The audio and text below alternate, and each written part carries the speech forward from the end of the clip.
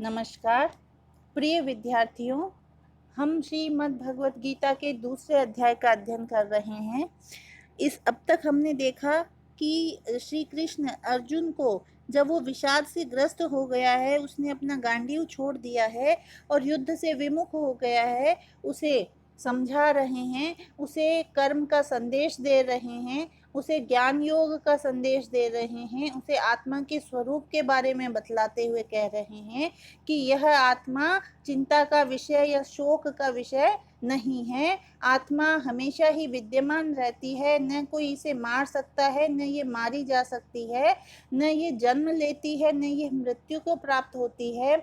ये शाश्वत और सनातन है, यह तीनों कालों में विद्यमान रहती है, इसलिए तुम्हें इसके बारे में चिंता नहीं करनी चाहिए।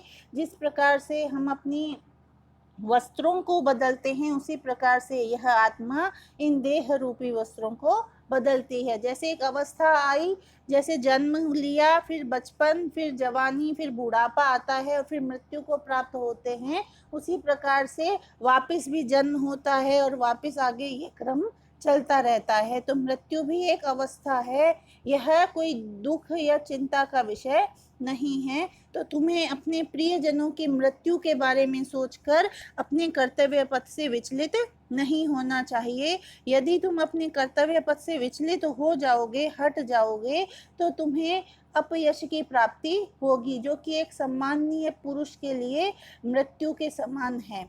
और अगर तुम अपने कर्तव्य पथ पे चलते रहे, उसमें अगर तुम जीत भी जाते हो, सफलता भी प्राप्त करते हो, तो इस लोक में तो कीर्ति होगी ही, और तुम मृत्यु के पश्चात भी स्वर्ग को प्राप्त करोगे। तो यहाँ पर श्री कृष्ण पहले बुद्धि योग का संदेश दे रहे हैं अर्जुन को, ज्ञान योग का संदेश दे रहे हैं, उसे ज्ञान बताया, आत्म तत्व के स्वरूप के बारे में बतलाया। उसके पश्चात अब कर्म योग के बारे में बतला रहे हैं। श्री कृष्ण कह रहे हैं कि अब तक मैंने तुम्हें ज्ञान योग के विषय में बातें कही थी, अब तुम इसको निष्काम कर्म योग के विषय में सुनो, जिस बुद्धि से युक्त होकर तुम कर्म बंधन को नष्ट कर दोगे। तो गीता की विशेषता क्या है? सांख्य के ज्ञान को कर्म के साथ जोड़ देने में है। अकेला ज्ञान पंगु के समान है और ज्ञानहीन कर्म अंधा होता है। ज्ञान और कर्म का मेल गीता का कर्म योग है। तो अब तक ज्ञान की बातें हुई, अब श्री कृष्ण से अर्जुन को कर्म योग का संदेश दे रहे हैं, कर्म योग की महत्ता बता रहे हैं। तो अगला श्लोक देखेंगे। नेहाभिक्रम नाशो अस्ति प्रत्यवायो न विद्यते स्वल्पम अप्यस्य धर्मस्य त्रायते महतो भयात्। श्री कृष्ण कह रहे हैं कि इस कर्म योग में अभिक्रम नाश, अभिक्रम का नाश, आरंभ का नाश न अस्ति नहीं है। इस कर्म योग में आरंभ का नाश नहीं है। प्रत्यवाय न विद्यते, प्रत्यवाय यानी विपरीत फल भी यह जो कर्म योग है यह नहीं देता है, इसमें विपरीत फल भी नहीं होता है। अस्य धर्मस्य स्वल्पमपि महतः भयात् त्रायते। इस धर्म का, इस कर्म योग का स्वल्पम अपि थोड़ा सा भी आचरण महतः भयात महान भय से त्रायते रक्षा करता है। इस धर्म का थोड़ा सा आचरण भी महान भय से उद्धार कर देता है। अर्थात यहाँ श्री कृष्ण कर्म योग की महिमा बतलाते हुए अर्जुन से कह रहे हैं कि कर्म योग, अगर आपने कर्म योग में आरंभ कर दिया, आपने उस कर्म योग को प्रारंभ कर दिया, निष्काम भाव से कर्म करना शुरू कर दिया, द्वंद्वों से रहित होकर कर्म करना शुरू कर दिया, तो वो उस कर्म योग का जो आरंभ हो गया है उसका नाश नहीं होता। आप उसी क्रम में, उसी दिशा में और आगे बढ़ते जाते हैं, वापस आप उससे नीचे की ओर उसका गमन नहीं होता। फिर कह रहे हैं कि प्रत्यवाय भी नहीं होता, विपरीत फल भी नहीं होता, यानी जो कर्म योग है वो हमेशा ही आपको उन्नति की ओर ले जाएगा, आपको आत्म तत्व की ओर ले जाएगा, आपको अपने स्वरूप की तरफ ले जाएगा, आपको ज्ञान की ओर ले जाएगा, आपको प्रकाश की ओर ले जाएगा, कभी भी विपरीत फल नहीं देगा। और अस्य धर्मस्य स्वल्पमपि, इसका थोड़ा सा भी आचरण, यदि हम कर्म योग को पूरा आत्मसात न कर पाए, लेकिन अगर इसका थोड़ा सा भी आचरण हम करते हैं, तो इसका थोड़ा सा भी आचरण महतः भयात त्रायते, महान भय से रक्षा करता है, महान भय से उद्धार कर देता है। इस संसार में कितनी बाधाएं हैं, कितने दुख हैं, शंकाएं हैं, निराशाएं हैं, भय है, रोग है। तो ये सारी दशाएं इस संसार सागर में मनुष्य को सामना करना पड़ता है, इन सब का, उन सब को भुगतना पड़ता है। ऐसी दशा में मनुष्य दुखी हो जाता है। लेकिन यदि वह कर्म योग का आचरण करे और सुख और दुख सारे द्वंद्वों से रहित हो जाए, फल के प्रति मोह न रखे, उसको त्याग दे, मोह के प्रति, फल के प्रति उदासीन हो जाए और केवल कर्म को ही अपना कर्म समझे, केवल कर्म के प्रति आस्था रखे, तो अगर वह व्यक्ति अगर कर्म योग ऐसा करने लग जाए, तो उसका थोड़ा सा भी ऐसा कर्म उसको महान भय जो इस संसार में व्याप्त है, अनेक रूपों में जो सामने आता है, उस भय से इस मनुष्य की रक्षा करता है।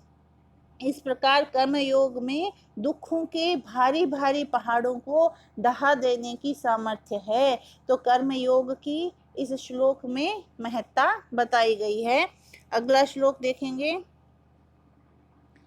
व्यवसायात्मिका बुद्धि रेकेह कुरु नंदन, बहुशाखायनन्ताश्च बुद्धयो व्यवसायी नाम।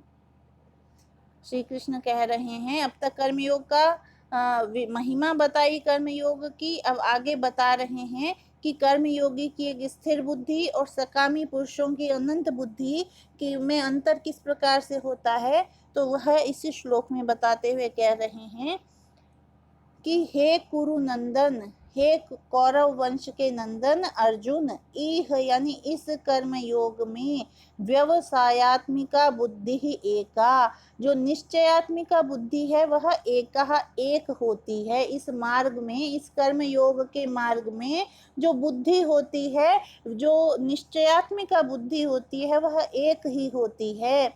लेकिन अव्यवसायी नाम, जो अस्थिर विचार वाले विवेकहीन हैं, जिनका एक निश्चय नहीं होता, उनकी जो बुद्धियां हैं वह कैसी होती है। बहुशाखा अनंताश्च, बहुत शाखा वाली अनंत होती हैं।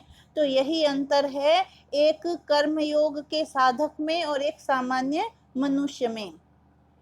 जो साधक कर्म योग की साधना करने लग जाता है, कर्म योग के मार्ग में चलना शुरू कर देता है, हे अर्जुन, उसकी जो बुद्धि है वह एक ही होती है। वो एक बार निश्चय कर लेता है अपने विवेकानुसार, फिर उससे विचलित नहीं होता है, उसके मन में संशय, दुविधा, ऐसा कोई भी भाव पैदा नहीं होता है। लेकिन जो अस्थिर विचार वाले हैं, अव्यवसायी है, जिनका एक ही निश्चय नहीं होता, ऐसे व्यक्तियों की बुद्धियां कैसी होती हैं। बहुशाखा अनंताश्च, बहुत शाखाओं वाली और अनंत होती है। जिस प्रकार एक वृक्ष में अनेक शाखाएं निकलती है, एक शाखा पीछे से निकलती है, उससे निकलती जाती है आगे से आगे शाखाएं, वैसे ही जो अनिश्चयी व्यक्ति है, अविवेकी व्यक्ति है, उसके मन में एक विचार आता है और उससे अनंत विचार चलने लग जाते हैं। वो कभी भी एक निश्चय पे नहीं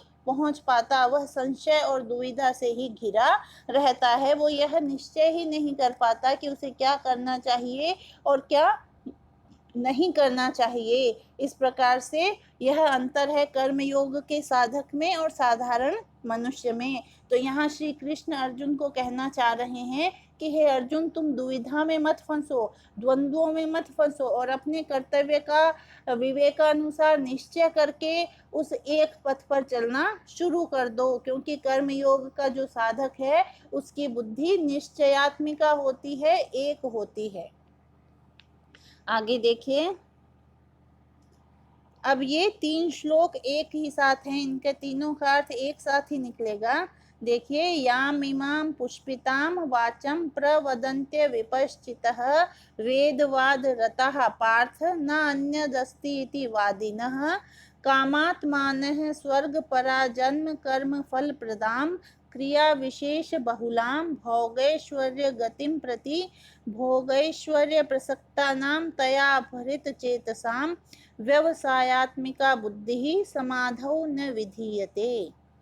अब इन श्लोकों में जो श्री कृष्ण है वह सकामी पुरुषों में जो निश्चयात्मका बुद्धि का अभाव होता है और जो सांसारिकता में अनुरक्त हैं उनमें सांख्य या योग के प्रति दृढ़ बुद्धि नहीं हो पाती, उसका वर्णन कर रहे हैं। किस प्रकार के लोग अपने वाणी के मोह में लोगों को फंसा देते हैं और मोहित होकर जो व्यक्ति हैं वह उनके बुद्धि समाधि में स्थिर नहीं हो पाती, उसका वर्णन इस श्लोक में किया जा रहा है। देखिए, श्री कृष्ण कह रहे हैं, हे पार्थ, हे अर्जुन, स्वर्ग पराः कामात्मानः वेद वाद रताः।